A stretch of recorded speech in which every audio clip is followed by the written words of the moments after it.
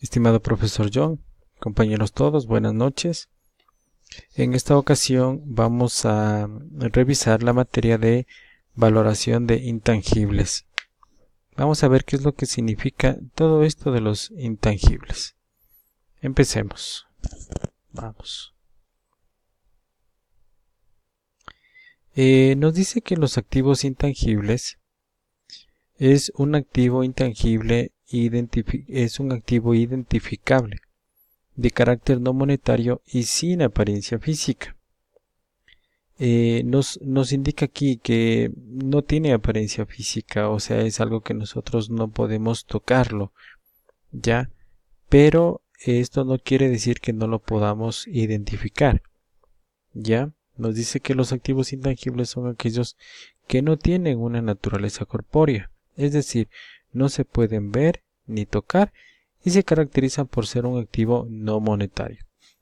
Como por ejemplo, ¿cuáles? Las patentes, derechos de autor, marcas registradas, fórmulas secretas, que esto es muy importante, gastos de organización, franquicias, licencias y el crédito mercantil. Como vemos aquí son algunos ejemplos de lo que son los activos intangibles. ¿Qué nos dice que es una marca? Veamos un poco este tema, este punto. La marca protege el nombre con el que se va a identificar un producto o servicio, mientras que la patente protege la manera en la que se hace. Miren qué importante notar esta diferencia entre la marca y la patente. Repito, nos dice, la marca protege el nombre con el que se va a identificar un producto o servicio, mientras que la patente protege la manera en que se hace.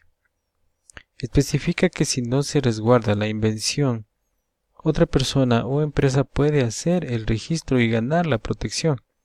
Esto no quiere decir que ya no pueda luchar por los derechos, pero saldrá más caro y se perderá tiempo, periodo en el que la invención puede ser explotada. Y miren aquí la importancia de proteger la marca, la importancia de proteger la patente, porque ¿qué es lo que nos dice? Si nosotros no lo protegemos rápido, puede ser que otra persona lo haga, se nos robe esta marca, se nos robe esta invención, se nos robe esta fórmula, ¿no es cierto? Entonces eso puede ser muy peligroso para la empresa, a pesar de que, como nos dice aquí, no quiere decir que ya no pueda luchar por esos derechos, pero en todo caso esto va a llevar más tiempo y dinero a poder recuperar, y mientras pasa ese tiempo, ya como nos dice aquí, la invención puede ser explotada, puede haber, se puede sacar el jugo ya de todo eso en un buen tiempo determinado. Vamos a ver aquí un ejemplo con el tema de la franquicia. Vamos a ver el deterioro, amortización y cómo son sus registros contables.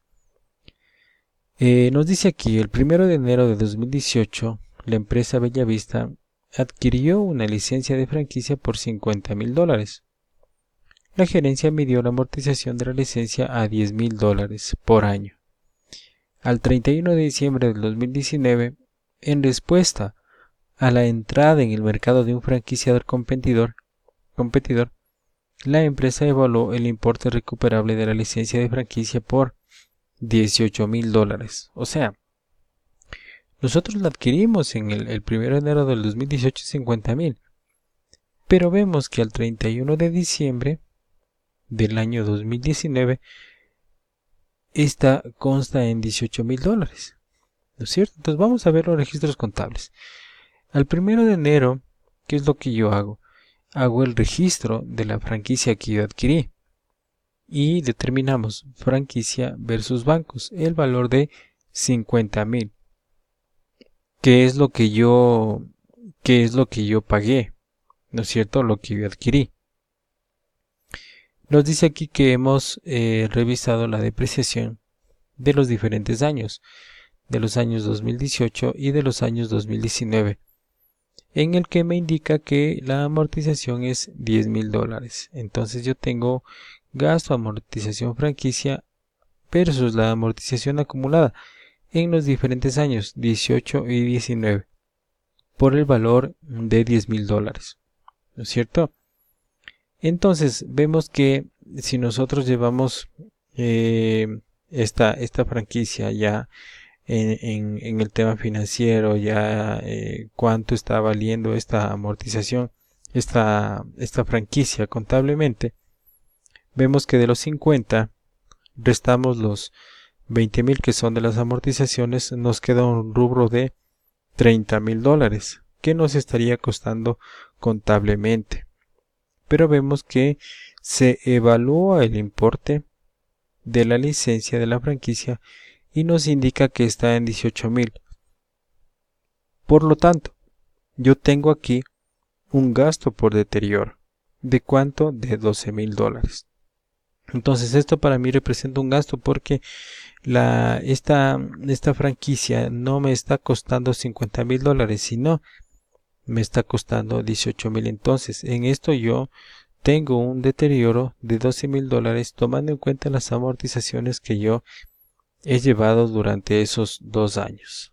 Ya, entonces vemos que aquí existe un gasto por deterioro y es así como se lo maneja contablemente para poder ir registrando cada transacción de acuerdo a cada año y cada movimiento que se ha registrado en los diferentes periodos. Amortización. Vamos a ver un poco. La amortización de rubros que de acuerdo a la técnica contable deban ser reconocidos como activos para ser amortizados se realizará en un plazo no menor de 5 años, a partir del primer año en que el contribuyente genere ingresos operacionales. La amortización de los gastos por concepto de desarrollo, que de acuerdo a la técnica contable deban ser reconocidos como activos para ser amortizados, se realizará en las mismas condiciones del primer inciso de este literal y se efectuará de acuerdo a la vida útil del activo en un plazo de 20 años. Entonces miren aquí cómo nos indica que en un principio que se realizará en un plazo no menor a 5 años. Entonces vemos que aquí la amortización yo tendría que manejarle de acuerdo a esos periodos. Veamos un poco lo que nos indica la combinación de negocios. En la norma, en nuestro libro de ayuda, digámoslo así, ¿no es cierto? En la norma a la que tenemos que regirnos, en la combinación de negocios, ¿cuál es el objetivo? El objetivo de esta NIF consiste en especificar la información financiera a revelar por una entidad cuando lleve a cabo una combinación de negocios. En particular, especifica que todas las combinaciones de negocios se contabilizarán aplicando el método de adquisición. En función del mismo, la entidad adquirente reconocerá los activos, pasivos y pasivos contingentes identificables de la entidad adquirida por sus valores razonables en la fecha de adquisición y también reconocerá el fondo de comercio, que se someterá a pruebas para detectar cualquier deterioro de su valor en vez de amortizarse. Entonces, vemos aquí que nos dice que podemos aplicar el método de adquisición, ¿no es cierto? Se combinarán, se contabilizarán aplicando el método de adquisición, como nos indica aquí. ¿Ya? ¿Qué tipos nos dice aquí? Tipos de combinaciones de negocios, de activos. Ocurre cuando una compañía adquiere los activos de una o más compañías que ya existen. ¿Ya? O sea, esta empresa adquiere los activos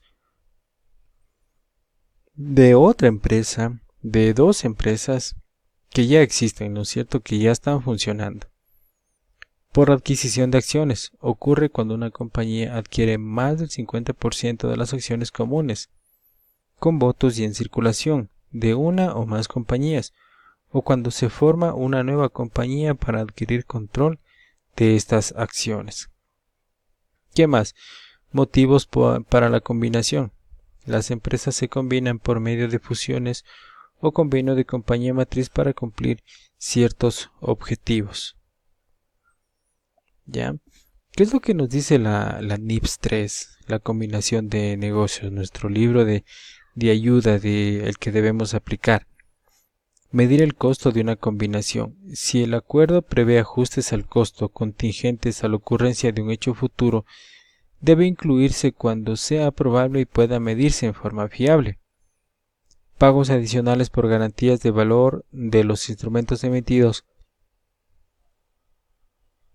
no se incluyen en el costo, pero reducen el valor de los mismos. Por ejemplo, vemos que el valor son activos entregados, deudas asumidas, instrumentos de capital emitidos por el adquiriente. Esto más costos directamente atribuibles a la combinación. Entonces, ¿qué hacemos aquí nosotros? Identificamos un adquirente, medimos el costo y apropiamos ese costo. Vamos a ver el alcance de esta NIPS. Esta NIPS se aplicará a una transacción u otro suceso que cumpla la definición de la combinación de negocios. Esta NIPS no se aplicará a la formación de un negocio conjunto, la adquisición de un activo o un grupo de activos que no constituyen un negocio. En estos casos, la entidad adquirente identificará y reconocerá los activos identificables individualmente adquiridos, incluyendo aquellos activos que cumplan la definición y criterios de reconocimiento de los activos intangibles de la NIC 38, que es la que maneja los activos intangibles y pasivos asumidos. El costo del grupo deberá distribuirse entre los activos identificables individualmente y los pasivos sobre la base de sus valores anuales relativos en la fecha de la compra. Esta transacción o suceso no dará lugar a un fondo de comercio, que ya vamos a ver más adelante qué es lo que significa este fondo de comercio cuando nosotros estamos adquiriendo o cuando estamos haciendo esta combinación de negocios. Vamos a ver qué pasa si yo pagué de más por esa empresa o pagué menos de esa empresa. Ya, entonces vamos a ver qué es lo que significa más adelante el fondo de comercio. Una combinación de entidades o negocios bajo control común. Esto también podríamos revisarlo, ¿no es cierto? Ya. Vamos viendo un poco más.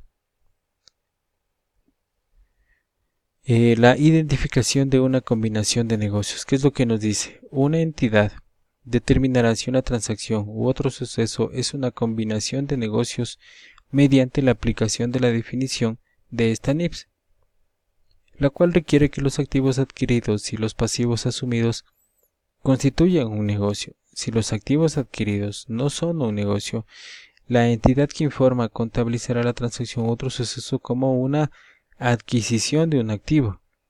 Los párrafos B5 a B12 proporcionan directrices sobre la identificación de una combinación de negocios y la definición de un negocio. Así que aquí también podríamos ver la pymes, ¿no es cierto?